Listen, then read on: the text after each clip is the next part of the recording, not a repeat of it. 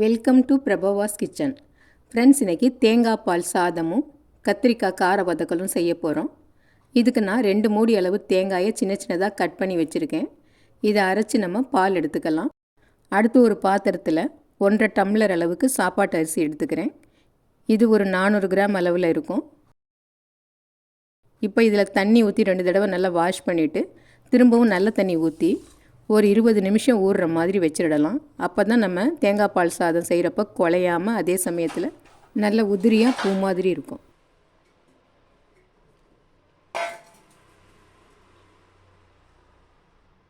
இப்போ நம்ம அரைச்ச தேங்காயை பால் பிழிஞ்சு எடுத்துக்கலாம். 2 தடவை நம்ம பால் பிழிஞ்சு எடுத்துக்கிட்டால் போதும். நல்லா திக்காகவே எடுத்துக்கலாம்.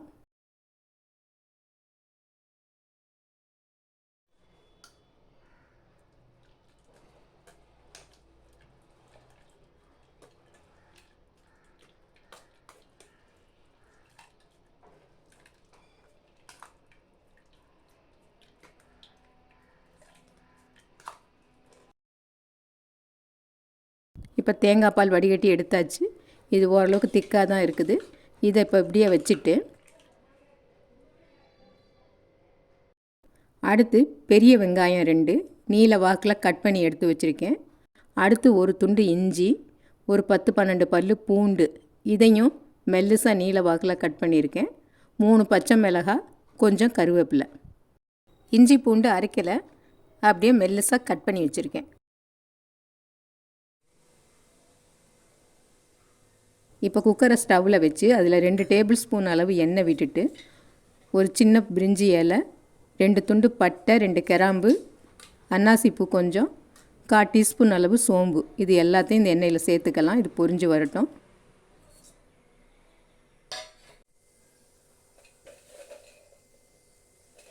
இது பொரிஞ்சு வர்றப்ப கொஞ்சம் உடச்ச முந்திரி சேர்த்துக்கலாம்.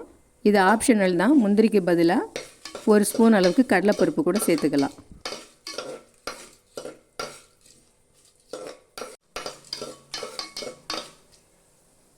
இது வறுபட்டதும் கருவேப்பிலையை சேர்த்துக்கலாம்.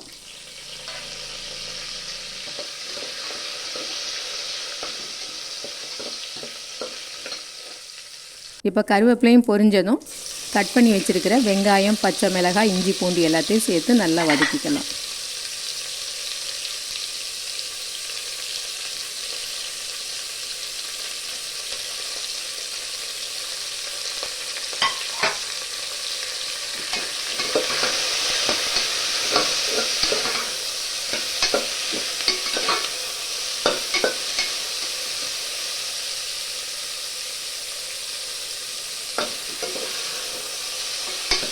இது எல்லாம் இப்போ நல்லா கண்ணாடி மாதிரி வதங்கி வந்துடுச்சு. இந்த சமயத்தில் தேங்காய் பாலை நம்ம சேர்த்துக்கலாம். அரிசி அளந்த டம்ளர்லேயே இந்த தேங்காய் பாலை அளந்து சேர்த்துக்கலாம்.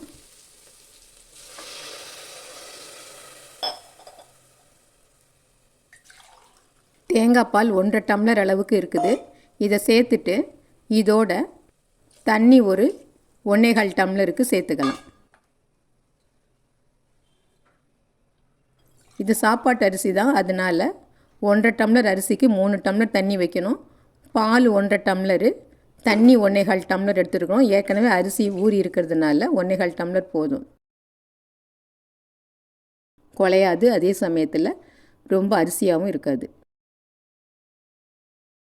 இப்போ இந்த தேங்காய் பால் தண்ணி கொதிக்கிறதுக்கு முன்னாடியே நம்ம ஊற வச்ச அரிசியை சேர்த்துக்கலாம்.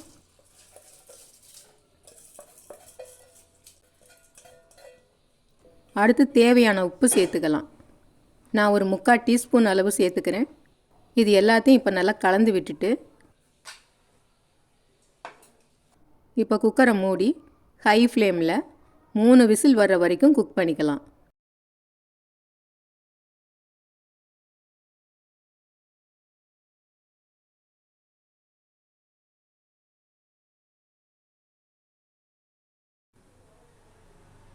மூணு விசில் வர்ற வரைக்கும் குக் பண்ணிக்கலாம். வழக்கமாக நம்ம சாதம் வைக்கிற மாதிரியே பண்ணிக்கலாம். அடுத்து இப்போ கத்திரிக்காய் வதக்கல் செய்கிறதுக்கு கத்திரிக்காயை கழுவி சுத்தப்படுத்தி வச்சுருக்கேன்.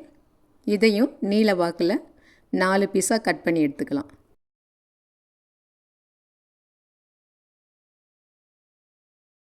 கட் பண்ணதை தண்ணியிலே போட்டுடலாம். அப்போ தான் கருக்காமல் இருக்கும்.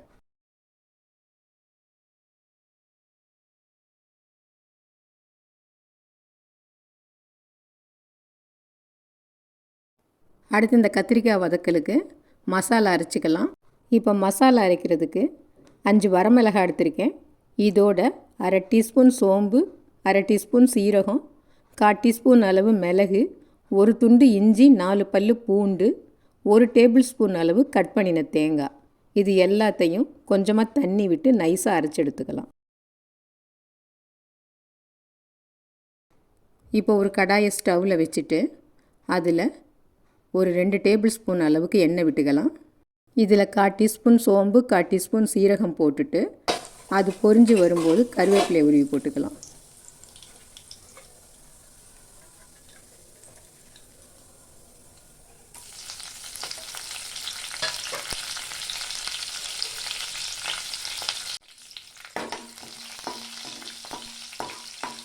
இப்போ கருவேப்பிலை பொரிஞ்சு வர்றப்ப ஒரு பெரிய வெங்காயம் மெல்லிசாக கட் பண்ணது சேர்த்து நல்லா வதக்கிக்கலாம்.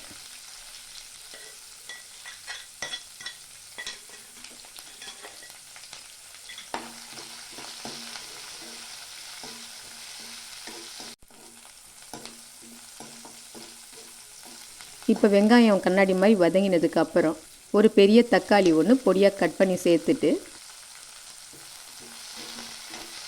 இதோட நம்ம கட் பண்ணி வச்சுருக்கிற கத்திரிக்காயை சேர்த்துக்கலாம்.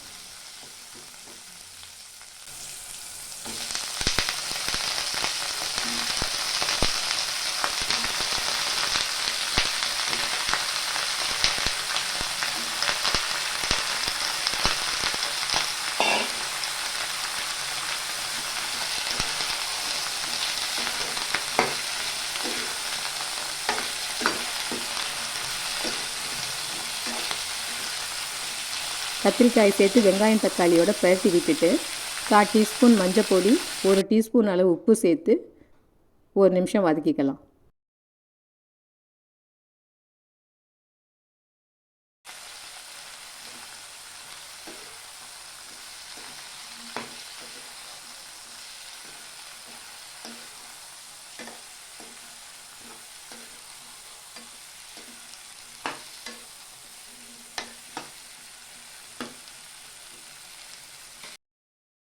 இப்போ இதில் அரைச்சி வச்சுருக்கிற மசாலாவை சேர்த்துக்கலாம்.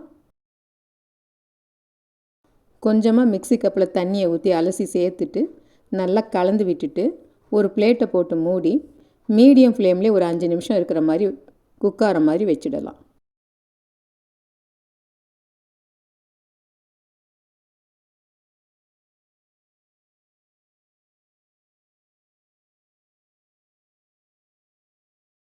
இப்போ குக்கரில் விசில் வர ஆரம்பிச்சிடுச்சு. 3 விசில் வந்ததும் ஸ்டவ் ஆஃப் பண்ணிக்கலாம். இப்போ பிளேட்டை திறந்து பார்க்கலாம். கத்திரிக்காய் பாதிக்கு மேலே நல்லா வெந்திருக்குது. இந்த கத்திரிக்காய் வதக்கல் கொஞ்சம் குழஞ்சிருந்தால் தான் நல்லாயிருக்கும். அதனால் இது நல்லா வேகட்டும். இதில் திரும்பவும் 1 டேபிள் ஸ்பூன் அளவு எண்ணெய் விட்டு பிளேட்டை போட்டு மூடி லோ ஃப்ளேம்லேயே ஒரு 4-5 நிமிஷம் இருக்கிற மாதிரி வச்சிடலாம்.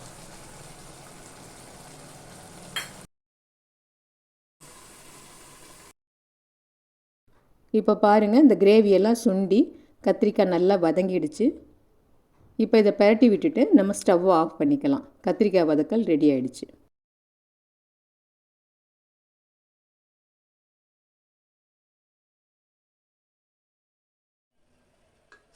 இப்போ ஸ்டீம் அடங்கிடுச்சு. இப்போ திறந்து பார்க்கலாம்.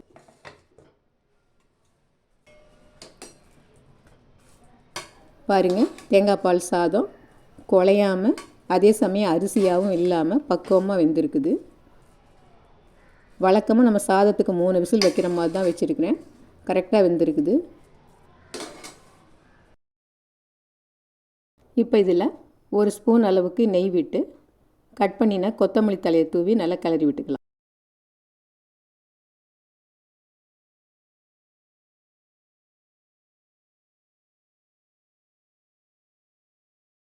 இப்போ தேங்காய் பால் சாதம் ரெடி ஆகிடுச்சு.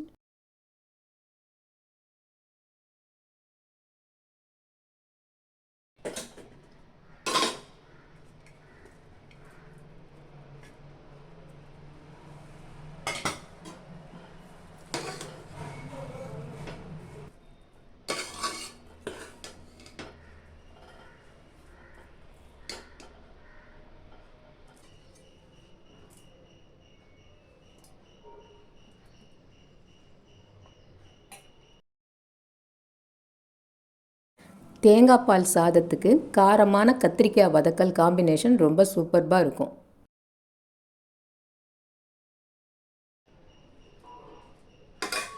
இந்த டிஷ்ஷு பிடிச்சிருந்ததுன்னா லைக் பண்ணுங்கள், ஷேர் பண்ணுங்கள், மறக்காமல் சப்ஸ்கிரைப் பண்ணுங்கள். நன்றி.